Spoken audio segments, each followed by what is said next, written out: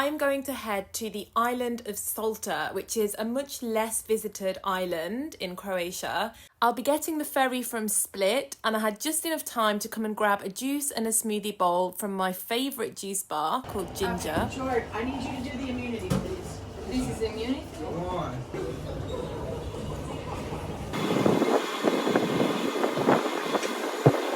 So when you come to Šolta, don't expect it to be like some of the more touristy Croatian islands. It's definitely more of a local place, and there's a lot less amenities and they're a lot harder to get to. So when you get off the ferry at Rožac, which was the port that I came into, there is this one cafe, a little mini market, and that pretty much is it for quite a way. So I'd been in Croatia with a couple of friends, and when they left, I had one day left, and I thought I would jump on the ferry and pop over to Šolta as my final island.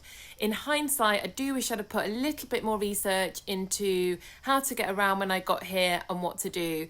It's not that easy to get taxis on these small Croatian islands, and Uber generally doesn't work, but there is actually a bus route on Šolta. I didn't really trust it because I was flying the next day and I was just really worried that the bus would miss its time slot, and it was quite difficult to understand the times as well, and it picked up from very random streets versus official stops. So I didn't risk it on this occasion, but I do wish I had in hindsight, because I would have been able to see some places further into the island which are amazing, or they seem to be amazing anyway. But I did do a lot of walking, and I saw 3 different places on Šolta. So I began by walking 40 minutes uphill to get to Grohote, which is actually Šolta's oldest and largest settlement. At the top of the hill, there's this cemetery, and look at the absolutely stunning view that these souls have if they're still hanging around in the graveyard. There's also a very beautiful church, and you're really high up here, so all the views are just absolutely incredible. There's also a memorial here with, again, absolutely stunning views over the whole coastline. I don't know what the memorial is for. If anybody knows, do put it in the comments. I'd love to know.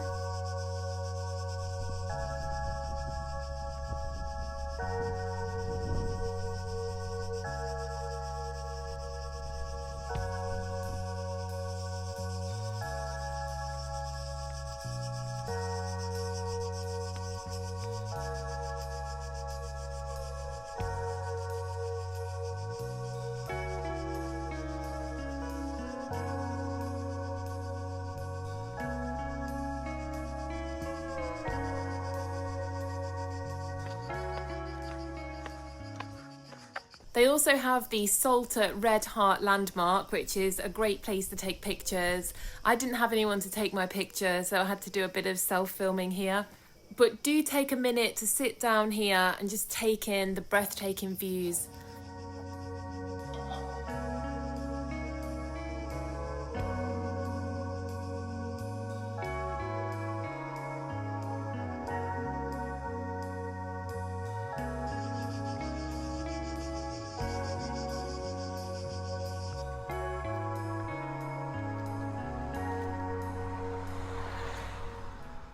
I then walked further into Grohote, and look at these incredible grapes that are growing from the vines. There was also so many figs on the island of Šolta.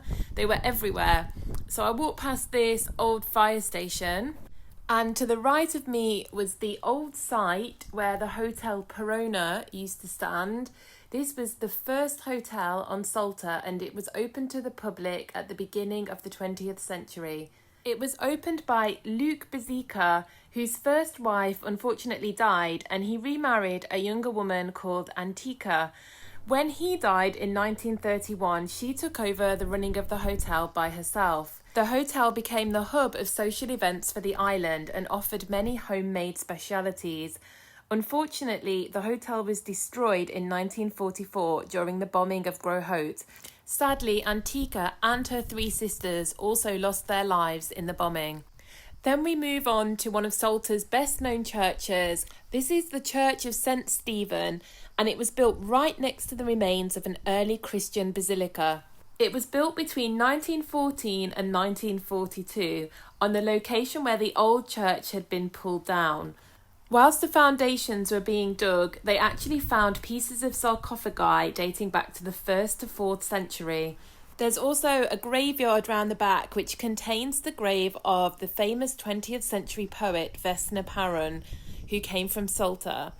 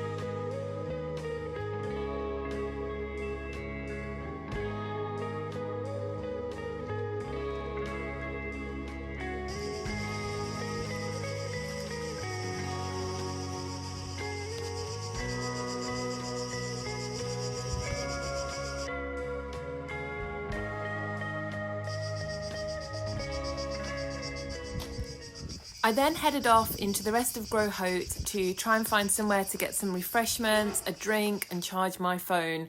Now this is the largest settlement in Šolta and there were not many amenities here, so do not expect to find a lot on this island. It very much is for locals and I did feel a little bit out of place. People definitely looked at me as if they knew everybody that lived here. Don't get me wrong, people were very friendly. I even had people ask me if I was lost and if I needed help, but they definitely didn't feel like they were that used to having tourists wandering around. The streets in Grohote and Šolta in general were so quaint. I loved wandering around them and just getting lost in the cobbled streets. So here I've hit the kind of centre of Grohote and there's 2 cafes here and a supermarket. So there is a chance to get some refreshments. One of the cafes I didn't go to was called Mendula, and from looking at it, I think that might have been the slightly nicer cafe.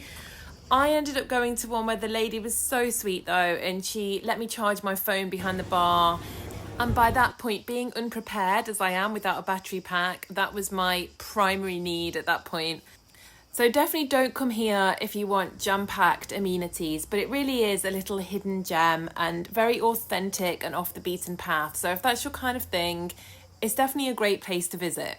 Just next to the cafes and the supermarket is Slavić Tower, which is probably one of the most interesting attractions on Šolta.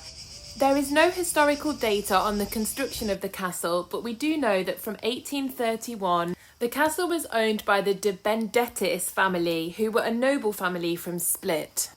In the 19th century, after the pirate attacks had ceased, the castle was transformed into a pleasant living area and an exterior staircase was built onto the west side. The west tower was also replaced with a terrace which offers excellent panoramic views of Grohote and the surrounding areas. Today the castle serves as the headquarters of the Šolta municipality, and the stone courtyard is often used for a stage where many cultural events take place. The courtyard is also home to the local police station.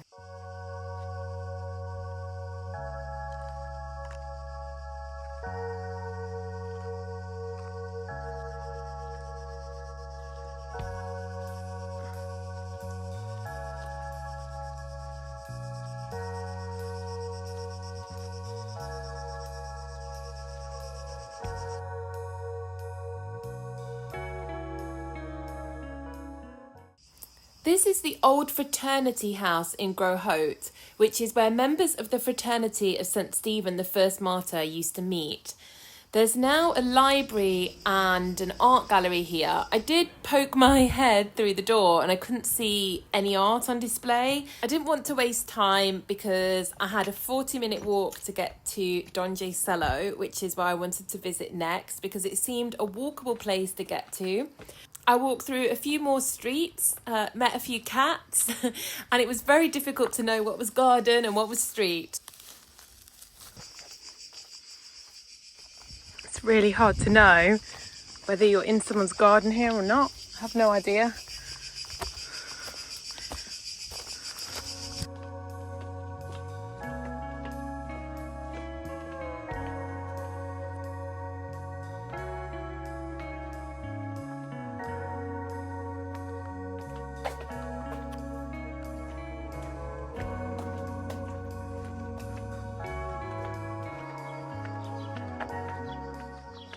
I'm so gutted that I have no footage of me walking to Donje Selo.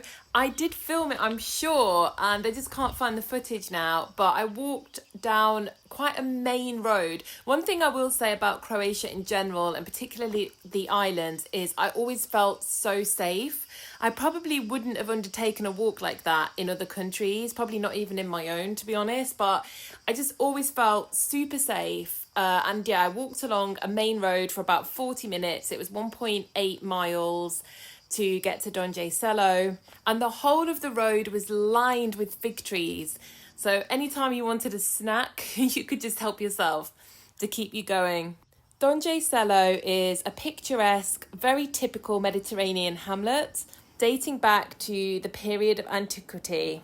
There really wasn't much here at all. There was this church and houses, and that was it. I was really hoping to find a little cafe here where I could stop and have a drink, but it didn't exist. I saw these figs lying out in the sun. I really wasn't sure whether they were for sale, they were for people to take, or the owners were just drying them, so I left them alone. The hamlet was full of ruins and empty buildings and even some abandoned cars. It was really like stepping back in time.